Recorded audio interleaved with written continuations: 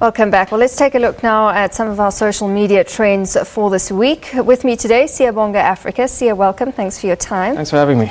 All right, let's start with one of the big ones from this past week has been the ANC's policy conference.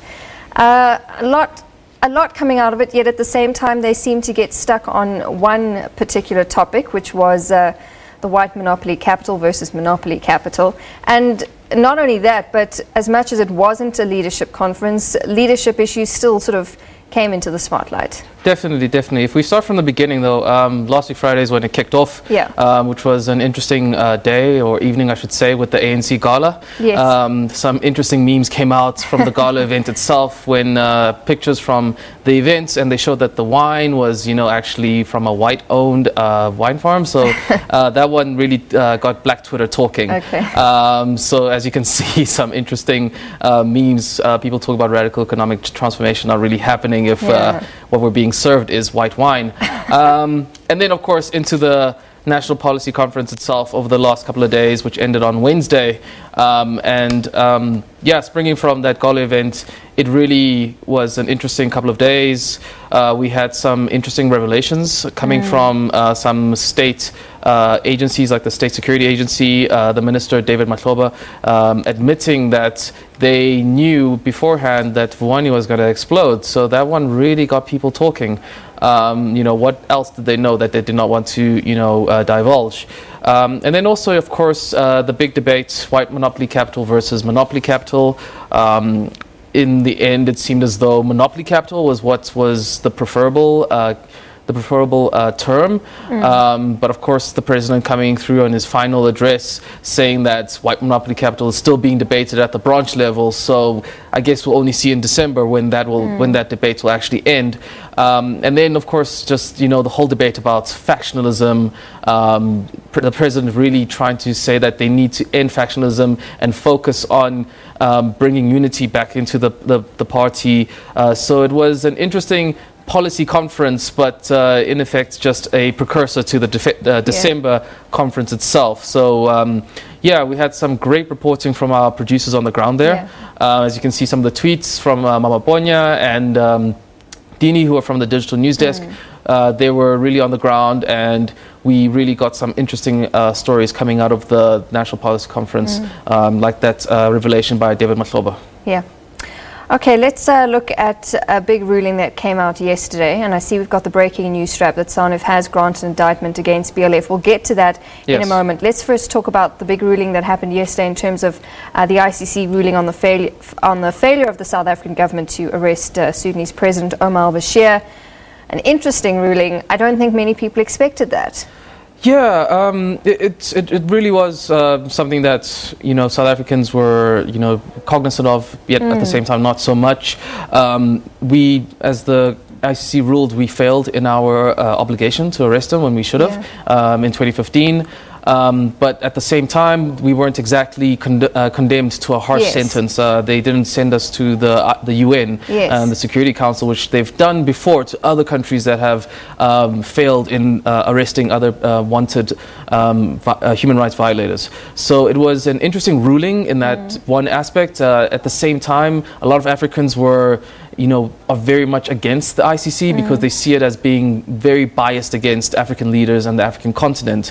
Very few Western leaders are actually, tried for crimes against humanity. If you think back to, say, 2003, to the war in Iraq, it came out that Tony Blair, who was the Prime Minister of the United Kingdom at the time, and President Bush, a lot of people were saying that they should have been tried for crimes against humanity, but that didn't happen.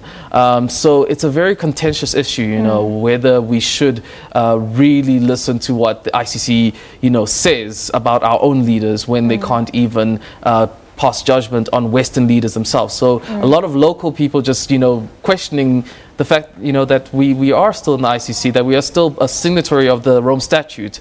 And as you saw from the ANC policy conference, they have resolved to pull South Africa out. So they'll be enacting that legislative process in due time. So it's an interesting time. It is, and if they do pull out, it then remains to be seen how we then take an interest in maintaining human rights, international human rights, because that is pretty much the basis for the ICC, and we need to show that we can self-discipline and self-critique and show that we can maintain an interest in maintaining international human rights. Definitely. I think they want to take that back to the AU level. You know, a lot of Africans are saying that we should actually be self-governing as opposed to being governed by an outside organization. So they're hoping that, you know, the AU can step up and be the body that actually does a lot of the governing in that regard.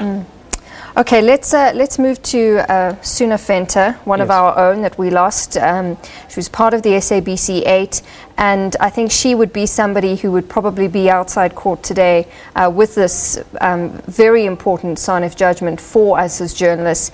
What's Twitter been saying about her? Yeah, it was it's a very big and sad loss for the SABC. Since last week, we've been, you know, trying to get to grips with it, and social media and the journalism community have, you know, all come out and really praised her work, praised her career and what she stood for in advocating for freedom of speech at the SABC, and as well as just being a really staunch and a good journalist and producer.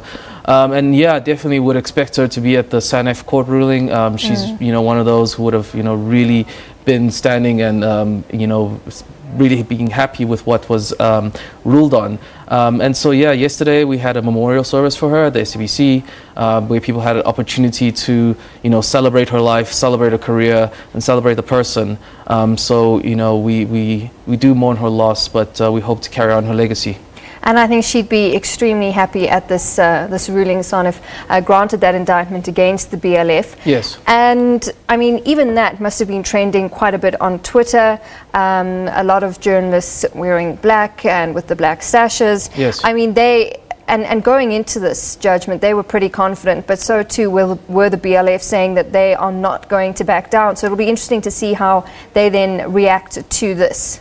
Yeah, definitely. I mean, I think from yesterday it was a trending topic, and up until today, the SANEF advocate really put together an interesting and a very strong case. So it was interesting to see what the BLF was saying as a countermeasure to that. And I think, you know, we live in times where, you know, journalists are, you know, starting to be targeted. And something like this was really important for us.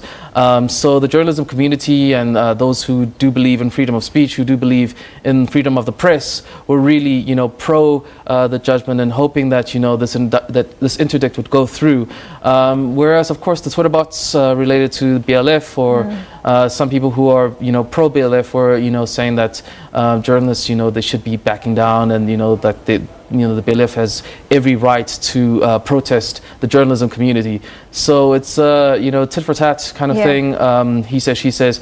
But I think at the end of the day, you know, the freedom of the press really is something that, you know, we have to hold in high regard in this society that we live in. Absolutely, and we'll definitely, just so our viewers know, bring more on that ruling. We have our reporter Hasina Gori there, and we'll try and get her so she can give us a bit more feedback on that ruling and a bit more reaction to that ruling. Yes.